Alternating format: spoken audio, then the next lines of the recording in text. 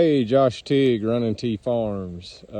Come out here for a morning cattle move in the rain. We got about 1 inch of rain last night. I'm sure it's still raining now. We're probably up to 1.25 inches, maybe getting close to 1.5 inches. Wanted to talk just a little bit here about what we're doing. We have switched from non-selective grazing to selective grazing. Words you probably thought would never come out of my mouth, but I'm going to talk just a little bit about why we think that's right in this scenario, and I'm open to argument, debate on that. But I'm going to tell you what we got going on. So this is a part of our farm where we have a really good mix of Johnson grass and cool season grasses in the same mix. We are in the process of building a lot of infrastructure on this part of the farm. I had intended to get over here earlier with the cow herd and get started grazing this Johnson grass when it was much more young and palatable. As you can see right now, it's a good bit past its prime. So we are grazing this Johnson grass selectively for the sole purpose of favoring animal performance as far as that goes. But if you see under here, a whole lot of fescue underneath this Johnson grass. So what I'm trying to do here is accomplish a couple of things.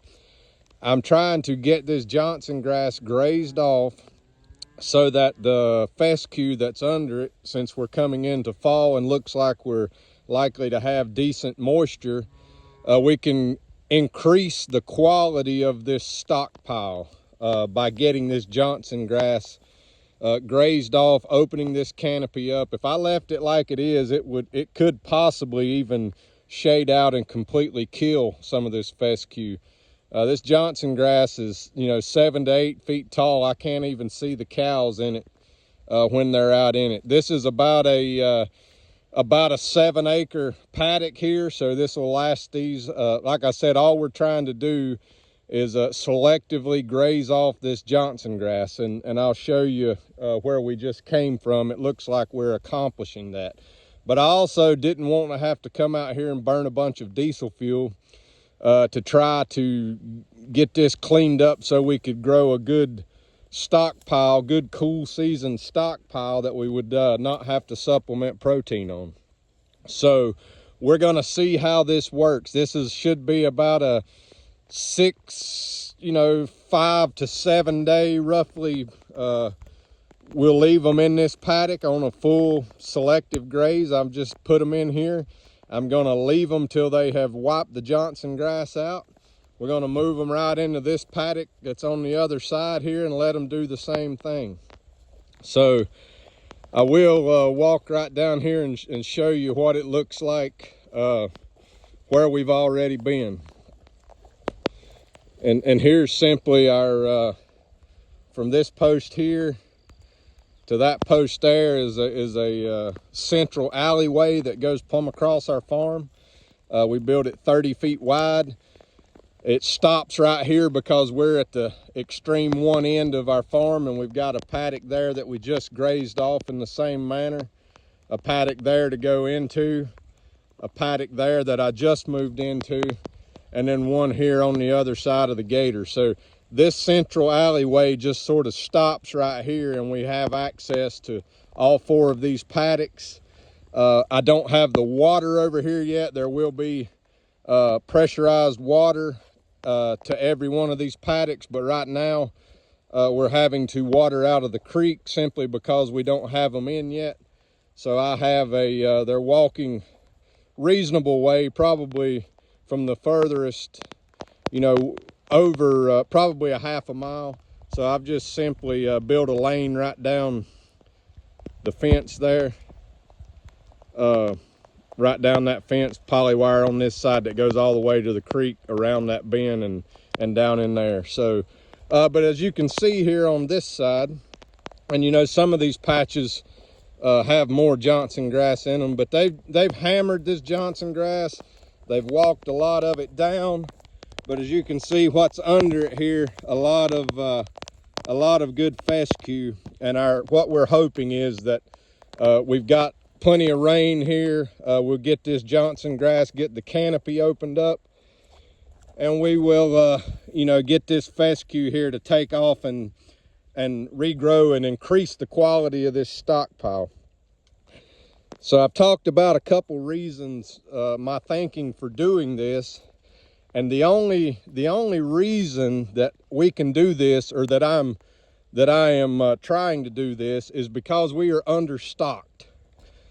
I know that I have more grass than it's going to take to get these cows through winter regardless. So I can gamble a bit on how we approach this. So I'm trying to save some diesel fuel, favor animal performance, and increase the quality of the stockpile. I can only do that because I'm understocked. If I was fully stocked, I would graze all of this non-selectively, even though it's too mature. We would have to monitor the animals very closely, monitor their gut feel, manure consistency, and if needed, we would have to do some type of protein supplementation so that we're not wasting all of this forage. There's a lot of forage over there that's wasted. I'm gambling that it'll make some good quality regrowth that we can graze later this winter. However, if we were fully stocked, I could not take that gamble. We would graze this non-selectively, and there would be just a tremendous amount of cow days per acre here in this that we would try to harvest as efficiently as we possibly could. But since that's not the case, we're going to try this. We always like to try a few new things. So interested to hear what you guys think. I'll try to, when we get back here this winter at some point, to graze these. I will make sure and point out that these are the paddocks that we selectively graze this Johnson grass. I expect that there will be many fewer cow days per acre harvested off of this when we get back to it this winter, but it should be pretty good quality, is my guess. May be a complete failure, but we're going to try it and see.